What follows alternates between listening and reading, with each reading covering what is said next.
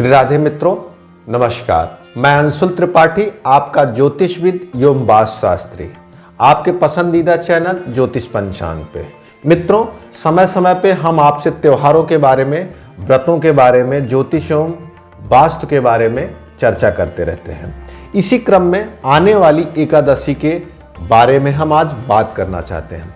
पिछली वीडियो में हमने एकादशी कब है, पारण कब किया जाए, इन सब चीज़ों की डिटेल चर्चा की थी। आज इस वीडियो में केवल और केवल हम कथा के बारे में ही चर्चा करेंगे। यह कथा मुझे बड़ी प्रिय है। भगवान नारायण अर्थात श्री कृष्ण के मुख से निकली हुई यह कथा है। जो भी जातक इसे सुनता है उसके सभी कार्य संपन्न होते हैं, उसे सुख और समृद्धि प्राप्त होती है। एकादशी का व्रत आध्यात्मिक अर्थों में बहुत महत्वपूर्ण है। कहा जाता है जो जातक एकादशी व्रत रखता है या कथा सुनता है उसे मोक्ष की प्राप्ति होती है और जीवन में जो भी भौतिक सुख हैं वो सारे प्राप्त होते हैं। इसी क्रम में आने वाली पुत्रदा एकादशी के बारे में हम आपको आज बताते हैं। ये जितनी एकादशी हैं वो भगवान श्री कृष्ण के मुख से निकली हुई इनकी कथा है। युधिष्ठिर ने भगवान श्री कृष्ण से कहा, प्रभु आने वाली एकादशी पुत्रदा एकादशी के बारे में आप हमें विस्तार से बताएं। कौन इसका देवता है, किसकी पूजा करनी चाहिए, इसकी कथा क्या है, इसका मर्म क्या है। भगवान श्री कृष्ण मुस्कुराते हुए युधिष्ठिर के धर्मनिष्ठ भाव को देखकर प्रसन्न हुए। उन्होंने कहा, राजन युधिष्ठिर सुनो, यह कथा अपने आप में पूर्ण फल देने वाली है।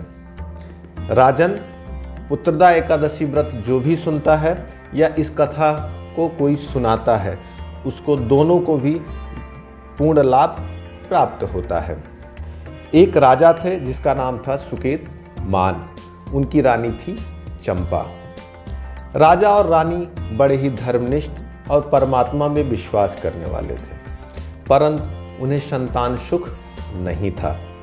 राजा के मन में यह बात हमेशा रहती थी कि मेरे न रहने पर मेरी प्रजा को कौन देखेगा, मेरे पितरों को तर्पण कौन देगा, उनको जल कौन देगा।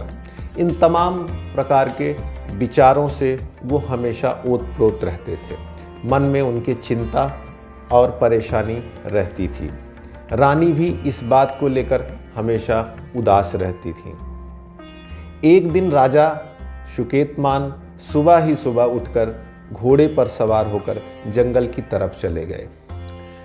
वो कहाँ जा रहे हैं, क्यों जा रहे हैं, इस बात की सूचना उन्होंने अपनी प्रिय रानी, पुरोहित एवं मंत्री किसी को भी नहीं बताया। यहाँ तक बिना किसी सैनिक के ही जंगल की तरफ निकल दिए। जंगल बहुत बड़ा था, विशाल था। वहाँ पर खूंखार जानवर, विषैले जानवर सब कुछ थे, लेकिन राजा का मन इतना उदास था, इतना क्षोभपूर्ण था कि उसके मन में कोई चिंता इस बात की नहीं थी और उसी उदास मन से वो जंगल की तरफ आगे बढ़ गए। समय बीतने लगा। धीरे धीरे दोपहरी की बेला आई। तब राजा को एहसास हुआ कि उन्हें भूख और प्यास आई है। राजा प्यास के लिए बुझाने के लिए पानी की तलाश करने लगे। भगवान श्री कृष्ण ने युधिष्ठिर से कहा, राजन युधिष्ठिर, यह एक अच्छा समय था राजा के लिए। राजा का कोई पुण्य कर्म आज उसको फल देने वाला है। पिछले जन्म या इस जन्म में कोई पुण्य कर्म किया था राजा ने, आज उसका फल उसको प्राप्त होने वाला है। राजा जल की तलाश में इधर उधर भटकने लगे। सरोवर की आवाज़ सुनाई दी वहाँ पर कि कुछ लोग पानी में जैसे स्नान कर रहे हैं।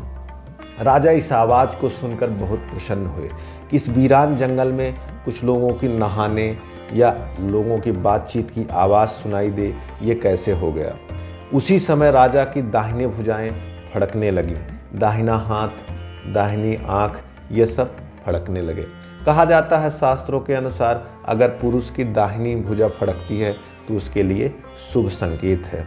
इसी तरीके से अगर महिलाओं के बाएं अंग फड़कते हैं तो उसके लिए भी शुभ संकेत होता है।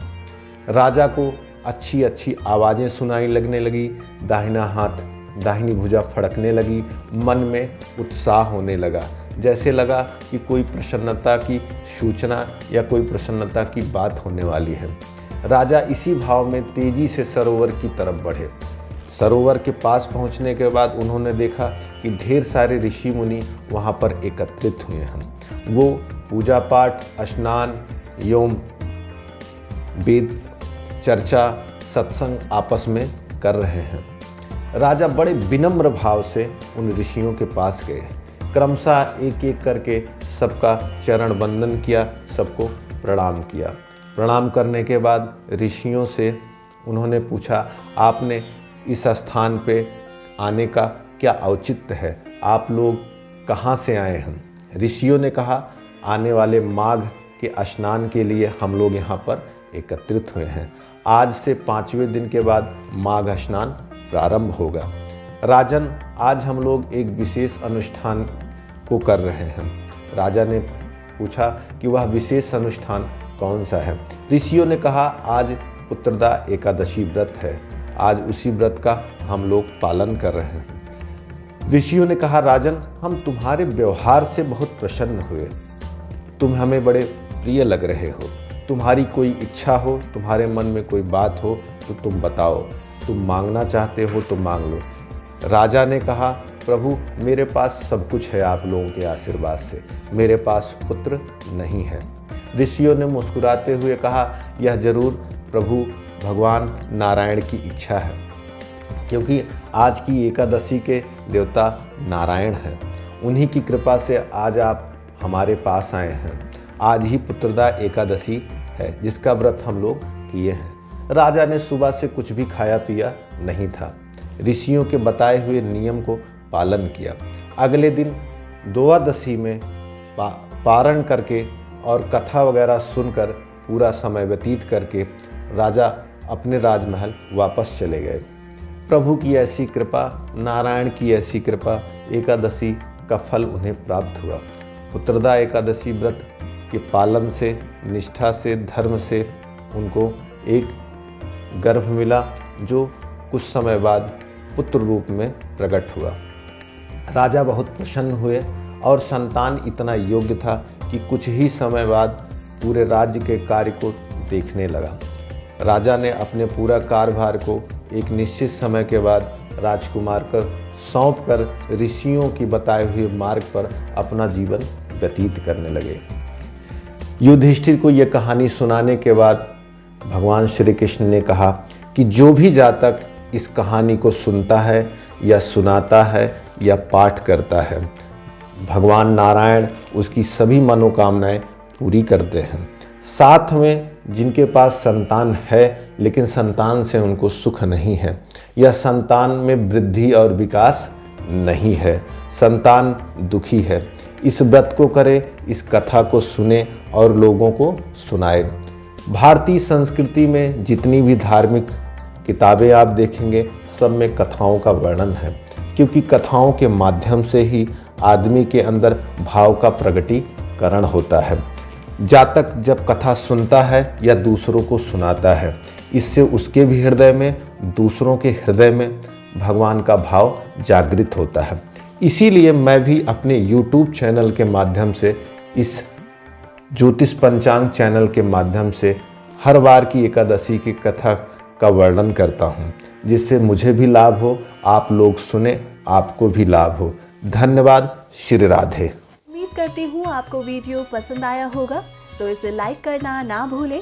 ज्योतिष और पंचांग से जुड़ी जानकारी हम आपके लिए लाते रहेंगे, तो आपके अपने YouTube चैनल ज्योतिष पंचांग को सब्सक्राइब करें और बेल आइकन जरूर प्रेस करें, ताकि आपको लेटेस्ट वीडियो की नोटिफिकेशन लगातार मिलती रहे।